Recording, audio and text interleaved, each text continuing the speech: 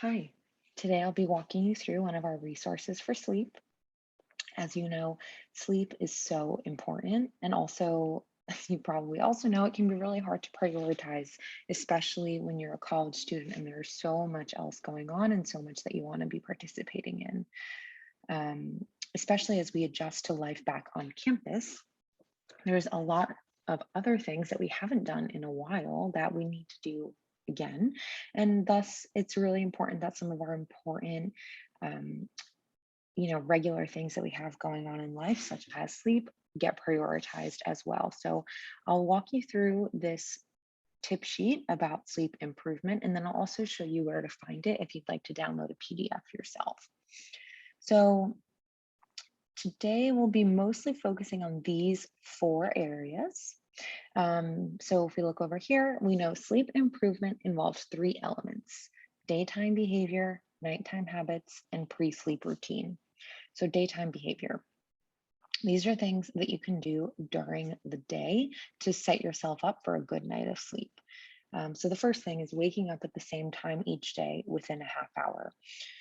So, in an ideal world where you have amazing, amazing sleep, you would wake up at the same time roughly every day.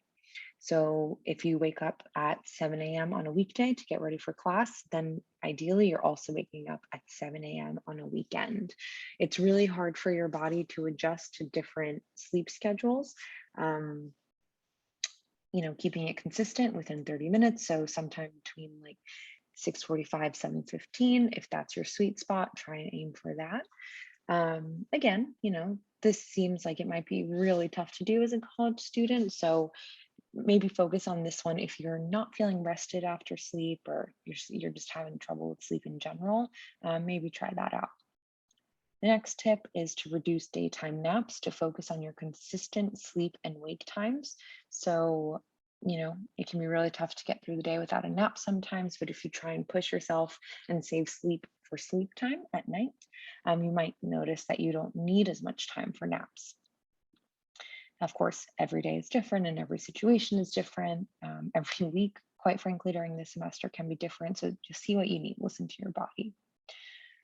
Next tip is incorporating physical activity and exposure to sunlight into your day to help regulate your body. So things like physical activity can help tire you out, really utilize all the energy that your body's creating and generating and storing. So using that can help tire you out, and exposure to sunlight can help activate some of your internal natural rhythms so your body knows when it's time to be awake and when it's time to sleep. Limit doing work in bed so your brain associates bed with sleep instead of with being awake and active.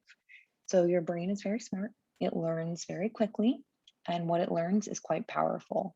So if you're laying in bed to sleep, also to watch Netflix, also to do homework, also to study, um, your brain doesn't know what to associate the bed with. If you save it for sleep as much as possible, that will help your brain know, okay, I'm in bed now. It is time to sleep. So limiting daytime time that you're spending in bed can help with this. Last tip here is to limit your daily caffeine intake and avoid it in the afternoon and evening. So everyone has a different caffeine intake that they can tolerate. So see what works for you. I know personally, I don't drink coffee after 12 o'clock noon.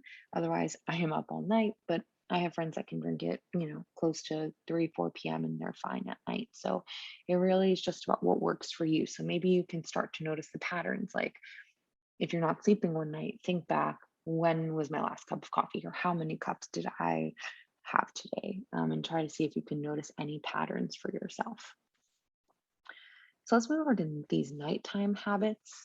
So similar to the first tip in daytime behavior, waking up at the same time each day, you also want to aim to fall asleep at the same time each day. So that's going to help keep things consistent and regular, and your body's going to know when to expect going to sleep.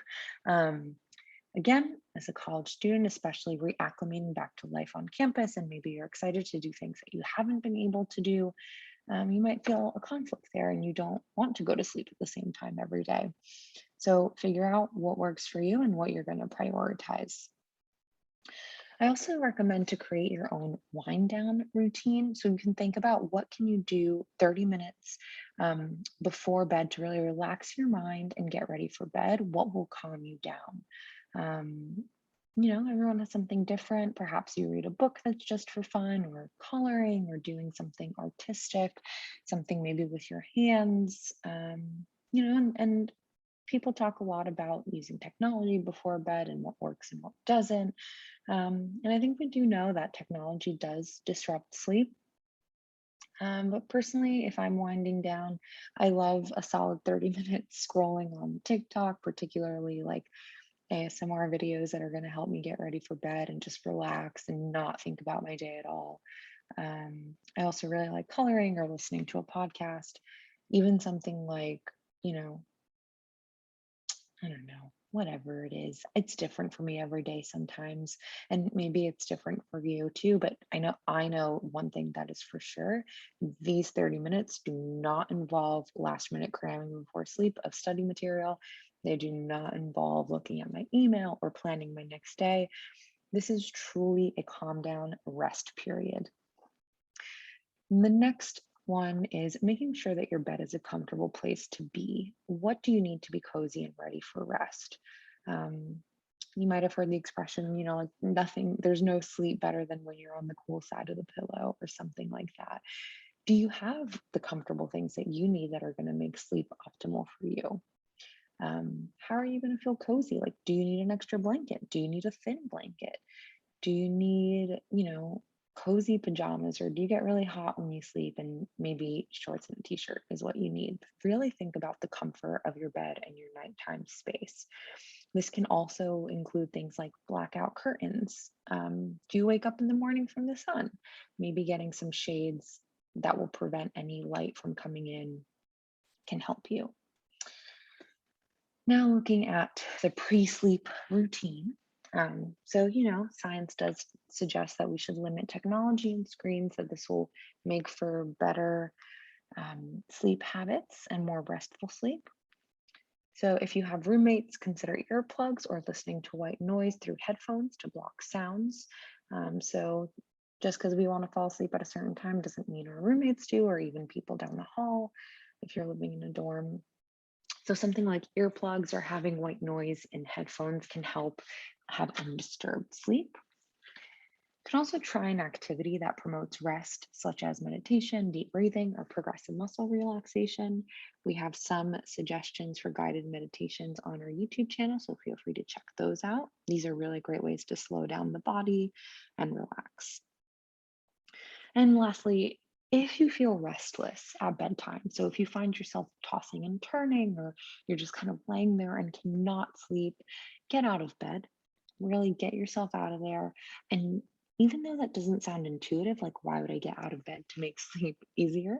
Getting out of bed to do something relaxing for 20 minutes before trying to get back to sleep will help you, for the same reason that I mentioned earlier, that you're signaling to your body that bed is the place to sleep. So if you're not sleeping, you don't want to be in bed.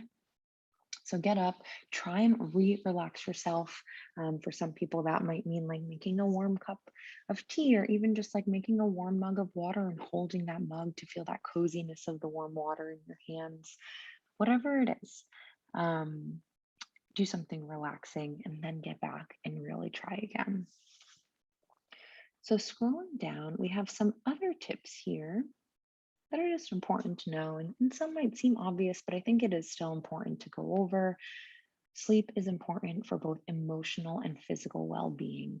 Um, Emotional, for example, we've all probably had a day where we didn't sleep too great, and the next day we were cranky.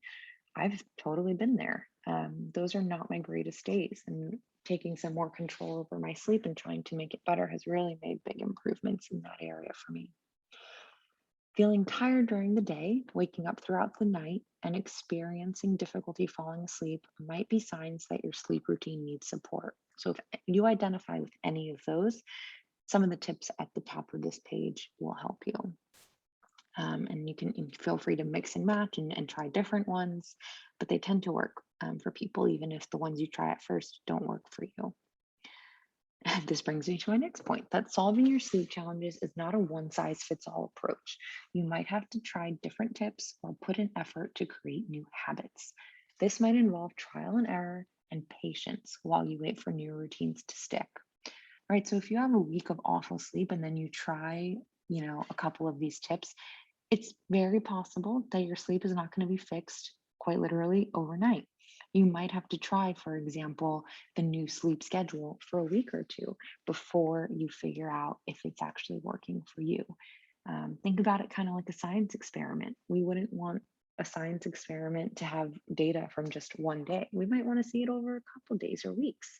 Um, and so think about yourself as maybe your own kind of experiment.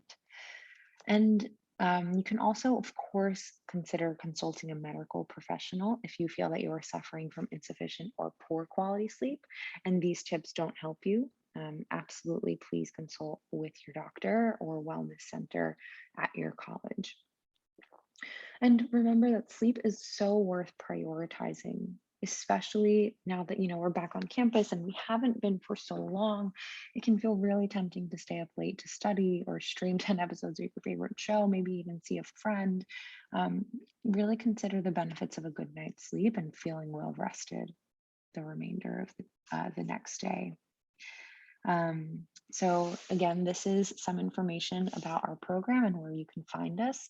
At this point in the webinar, I am going to show you our website, and I will link this in the bio, or rather in the description of the YouTube video. So this is our website, and I'll show you how to find that flyer I just walked you through. So when you get to our website, make sure you clicked on resources, and then you'll just go here under general resources, tips for sleep improvement. And there you are. There you have it. What we just walked through. Feel free. I hope it works for you. And please feel free to check out the rest of the videos in our series on returning to campus. And I hope you have a very successful semester. Take care.